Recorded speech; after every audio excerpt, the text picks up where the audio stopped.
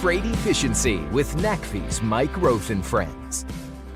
In episode 31, we're joined by Thomas Healy, CEO of Hyliion, where he shares the story of how the company got started and then pivoted from its original plan to electrify trailers to focus on a truck-based electric solution. We also talk about why passion and loving what you are doing are important when bringing a new idea to market, and the value of making incremental steps toward your ultimate goals.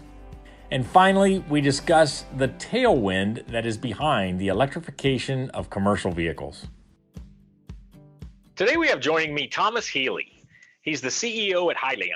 Hello, Thomas, and thanks for joining us today. Mike, great to chat with you again. I appreciate you having us on. We go back a good ways, and I'm pretty sure it was while you were still in Pittsburgh, and I don't think you'd even named the company yet. And I always ask my guests, I mean, this is named Freight Efficiency with Mike Roth and Friends. So do you remember how we met and how we got to know one another? So I know a long time ago when I was just getting into this, I was trying to learn about the industry, and your websites was one of the first ones I came across as like, what are people doing in this industry to improve efficiency? And so I know, that was kind of our first stop of learning, like, what are the trends, right? There was a huge effort towards aerodynamic improvements around low rolling resistance tires. And for us, it was just kind of the start of the electrification era. So I think, I probably knew about you before you knew anything about Hyliion or before we was even called Hyliion, to that matter. Yeah. And no, that's good because, I remember when we started NACFE 11 years ago, I mean, nobody knew it, right? And there was little traffic on the web, and then it started to grow. I'm glad we were that resource, because that was probably, when would that have been? Maybe 7-8 years ago? Yeah, it probably was like 2014-ish timeframe, somewhere in that ballpark would be my guess. And then it was, 15 and 16 when we actually officially started Hyliion. I think when we first met, you were focused on electrifying the trailer axles, if I remember right, before even looking at tractors. And I know now I guess I want to get into that as we get to talking here about trailers, tractors, what's all in your future. But let's just start at the beginning. Tell us how Hyliion got started and a little bit about your career. They're probably one and the same, because I think Hyliion and this work has been pretty much your professional career, right? Yeah, that is very true. No, so I mean, to take you through the whole journey. So the focus right from day one of Hyliion was bringing electrification to the commercial vehicle space.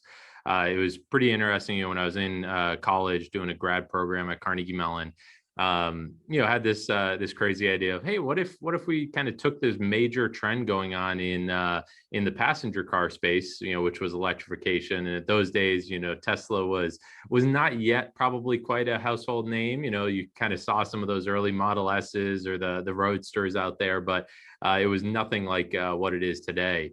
And kind of looked at this industry and saw a really unique opportunity where, if you can bring electrification of trucks, not only can you have a massive impact on emissions reductions, but you also have this unique ability to actually save fleets money and reduce their operating costs. And in the long term, hopefully that ultimately stems down into reducing how much it costs to buy a good in a store, because ultimately it costs less on a truck. And that's a very different equation than the passenger car space, as you know. I mean, the going and buying an electric car, it's an emotional decision, versus for these fleets, it's all about economics and what's going to be make them a more profitable company, and how do we reduce emissions.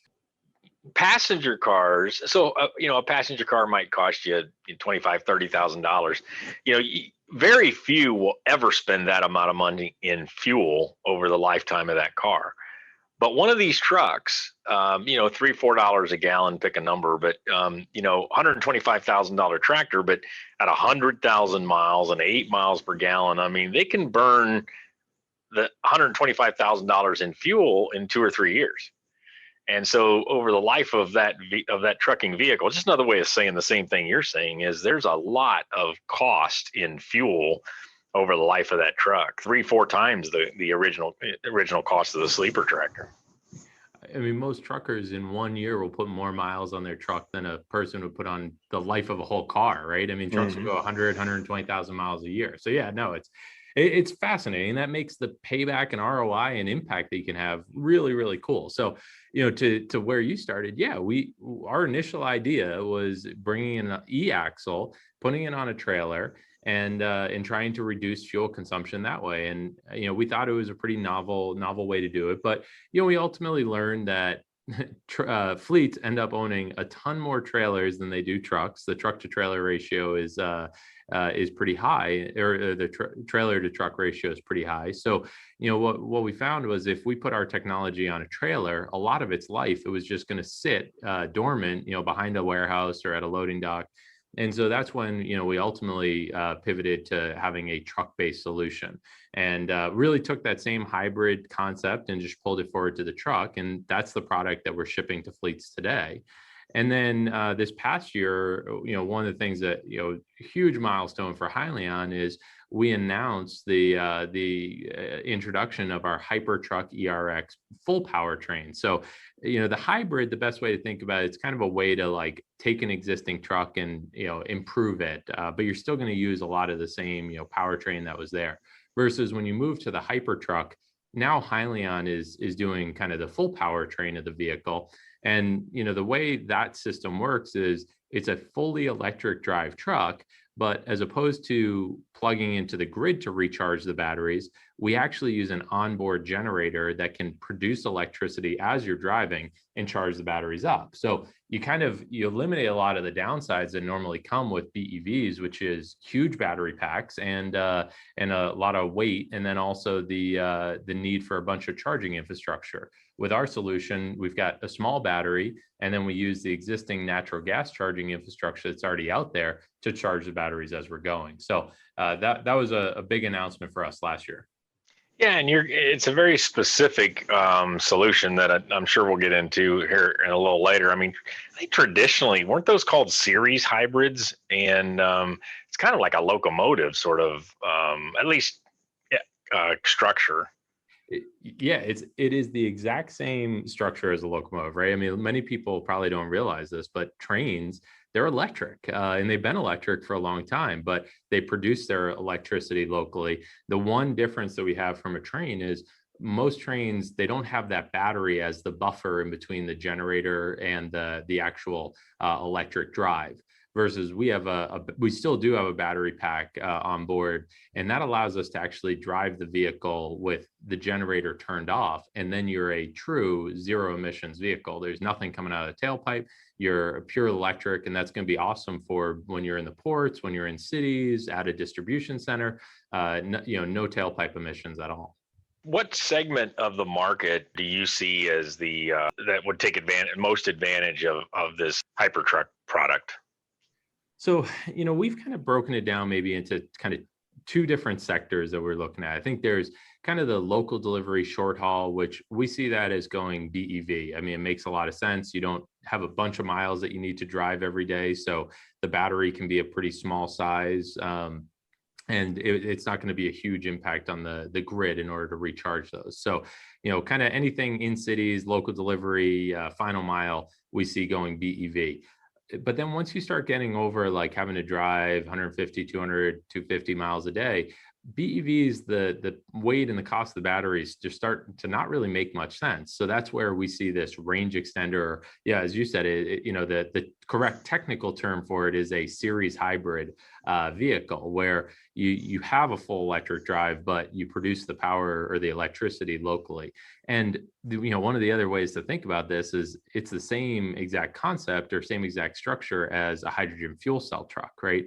Hydrogen fuel cell is a series hybrid vehicle as well. The difference with our approach is we're going to start off by using natural gas to recharge the batteries. And then we actually have a roadmap to get to hydrogen as our power source.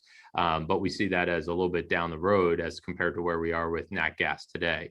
So it's kind of that longer range, when, the guys that are really hitting the road, putting hundreds of miles a day on these trucks, that we think this is the right solution for them. Yeah, very good. And before we leave this, of course, we'll probably come back, but why natural gas and not diesel, or could they both work? So, natural gas has a ton of benefits to it from an emission standpoint. Natural gas alone has I think it's over a 90% reduction in NOx emissions that comes from it. There's also a whole mega trend going on that up until a couple of years ago, I didn't even know this was a thing, but it's really fascinating where we're actually capturing methane coming off of like landfills and dairy farms, wastewater treatment plants. And we're actually able to pump that into the natural gas pipelines and use that as a fuel in a vehicle. And that fuel is called renewable natural gas. And so basically, the simplest way to think about it is you're basically capturing pollution and using that to drive a vehicle as opposed to just letting it gas off into the atmosphere.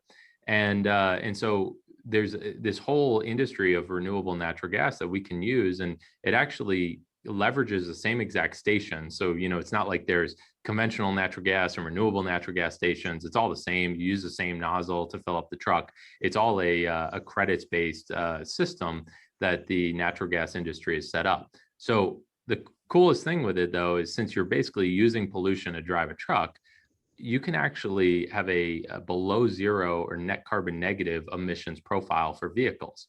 So it's actually, the strange way to think about it, it's cleaner for the environment for you to actually go drive your truck in some instances on renewable natural gas than to not drive it. So that's, where we saw a bunch of benefit with natural gas or RNG, renewable natural gas. The other thing which cannot be overlooked is infrastructure.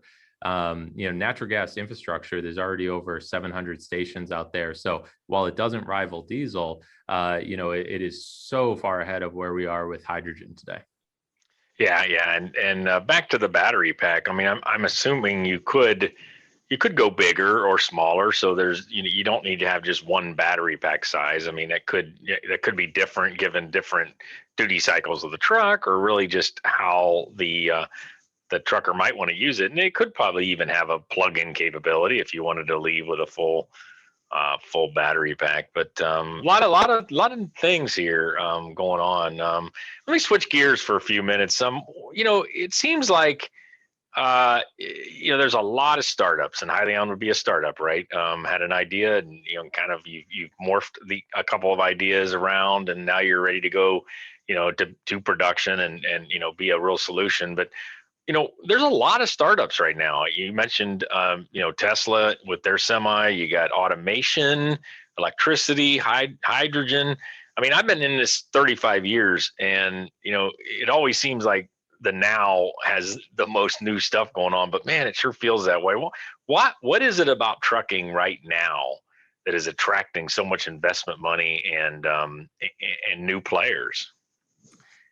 Yeah, I think, we're at this stage where the industry is it's going through a revolution, or it's going to, right? Where trucks have evolved a lot over years, but at the end of the day, there is still a lot of kind of legacy things on trucks. Like the example I always like to use is the industry still use drum brakes for a lot of its trucks, right? And disc brakes is not the end all be all solution. Drum is still prevalent in the industry, and that's something that the passenger car space moved away from many years ago. And I think the startup world has seen the trucking space as this area where there's a lot of opportunity here to make a big impact. And it actually goes back to that comment we were talking about earlier, where you can actually drive a savings or an ROI for these fleets, which that for a startup, that's a game changer, right? Because if you can go into a fleet and you can show them that you're going to save them money, that gives them a huge incentive to go adopt your technology. It's not just, as we were talking about before, it's not an emotional decision anymore. It's a business decision. It's a financial decision.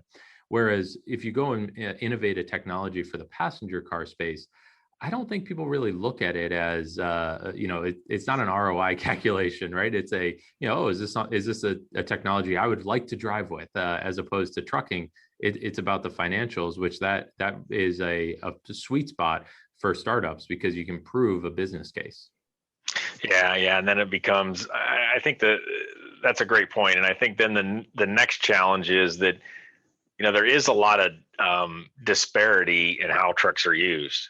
We've talked about short haul, long haul. You got, are you in the mountains? Are you in the cold weather? Or what kind? Lightweight, heavyweight. There's so much like differences in how the trucks are used and the duty cycles, I guess is what I'm getting to. So that does compound this total cost of ownership and technology, appropriate technology for each of those customers. But at the end of the day, it's all about the numbers, and that's helpful for startups and really for anybody who's going through the science of product development and adoption. Yeah, and I mean, I think any VC will say, well, why are people going to buy this, right? That's a big question VCs or PE firms ask. And if you can show them that the math works out and it can save a fleet money, that's an easy buying decision, versus if you're playing off of someone's emotions of, a new car they're buying, and does it look the way they like, or does it, that's as we were saying before, it's emotions. So that's where I think this industry is getting so much attention. I think the cool thing is like trucking it's truly a backbone. It's a major part of our economy, right? I mean, a joke I'll share sometimes is like, look around the room. Is there anything around you that wasn't shipped on a truck at some point in its life, other than like another person in the room with you, right? I mean, everything gets moved around on a truck at some point, whether it's like, for the majority of its transportation, or if it's just to get it to the store or whatever. I mean, it gets moved on trucks. So having big impacts on this industry can ultimately change the way, all these goods that we utilize are transported, and the cost of it. You nail on the head. And with the pandemic, it became really front and center. We couldn't get toilet paper, we couldn't get medicine, grocery stores were stocked. But the thing that, when the vaccines started to become shipping, I remember, the media like, oh my God, there's a, maybe a snowstorm, or there's a this, and all the trucks are stopped. And I'm like, all right, everybody, just cool it. Those vaccines will be moving, and those truckers will get it done very fast. It's what trucking does. There was one group that was never even questioned whether or not they were essential workers, and that was trucking. That's right. That's right. So given you having gone through, an idea, probably by yourself, to hiring some engineers, to doing some work, to getting, different levels of investment, and now, all the way to where Hyliion now listed, right? What's your advice what would be your advice to your younger self, Thomas, or what would be your advice to somebody else who's doing this? What have you really learned about bringing a new idea to trucking that you think would be important for maybe this audience to hear? Yeah, so I think what my biggest point of advice, and I'll kind of walk it through a few different phases here, but like number one is you got to have an idea that you're just super passionate about, and frankly you're in love with, right? You got to love what you're doing, because this is a 24/7 gig. You will in a startup, you will spend more time on it than you ever could have imagined, but you love every minute of it. And so that's number one. But I think, as you're going about it, it's kind of stepping back and looking at, the idea you have. Where do you ultimately want to take it? And do you see a journey or a path that could get you there to being successful? So for us, it was this initial idea of electrification in trucks. And, we were going to start with this hybrid product. And we saw, yeah, this seems feasible. Now, granted, we had no idea how we were actually going to do it or the ins and outs of it, right? But, it all seemed feasible. And then it's about just starting to take minor incremental steps towards that initiative, right? So you're not going to solve it all on day one, but you start working towards it and making, proof points that you can do it. And then, when you get to, having enough of those proof points pulled together, then you can kind of look and say, hey, am I on the right track or not? And for us, that was one of the things we did when we were looking at that trailer-based solution. We realized we had to move to the truck, and you need to be able to pivot quickly, in a startup as well, which is just part of the nature of the business, but one that, large corporations often struggle with, because there's so much bureaucracy, and, so it's a massive ship, right, that you need to move in a large company versus a startup. You can pivot very quickly. And then, ultimately, when you get to some of these major milestones, like for us, obviously going through the SPAC transaction to take Hyliion public last year, massive, milestone for the organization. And when you get to milestones like that and you look back, it's like you have this realization that you've accomplished so much, but yet, you still have a long way to go, and so many more things that you see that you can go accomplish, right? Each one of these milestones is a huge, proof point, but it's just a step along the journey here. And the other big piece of advice I give to people about startups is nothing ever goes as planned, right? I mean, you're looking at these things and you think you can go, you can do A, B, and C, but then at the end of the day, you're going to do X, Y, and Z, and it's going to work really well for the company. And you don't. I guess you need to be comfortable with the unknown and just keep on making progress.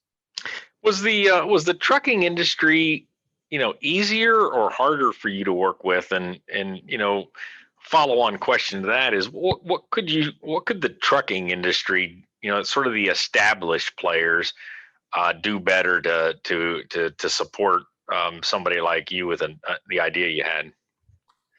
So, when we first got into trucking, there was a handful of people that I spoke with that gave me kind of the warning that trucking was going to be a tough industry to work with because it doesn't move very fast, and with change, and and so that was kind of the precursor that I had gotten before getting into the industry. But I have been blown away, frankly, with how receptive this entire industry and many of the major fleets out there have been towards new technology. They're super excited about it. Fleets are pulling the technology out of us, more than us pushing it into their operations. I mean, they want electrification to happen. And I think that's maybe been a little bit of a change from, what people have conventionally thought of trucking. I'm curious what you've seen, Mike, on that one, because it's not what I've experienced is not what people warned me about when I came into the industry. It's been super receptive. Yeah, I agree. Now, it can be slow. I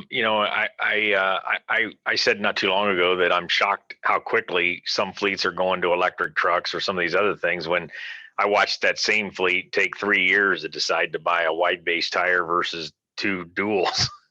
Yep. But I think what's happening is that the whole world's become more comfortable with technology and change. And the industry had a lot of troubles with the emissions engines in the early mid 2000s, but I think we have confidence that we can bring these technologies better to market.